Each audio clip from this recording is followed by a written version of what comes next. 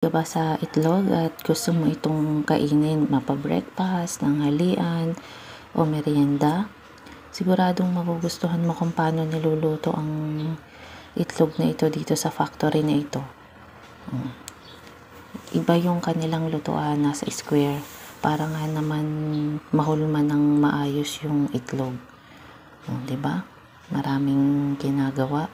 Mas nakakatakam ang pagkain kapag ito ipinapanood mo kung paano ito gawin.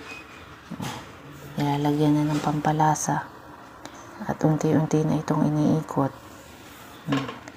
Nakakatuwang panoorin, parang tinapay, ang laki. Tapos nilagyan pa ng mga palaman sa gitna. Ang sarap sigurado ng itlog na ito. O yan, handa na, ready na, pwede nang ibenta. Kain na.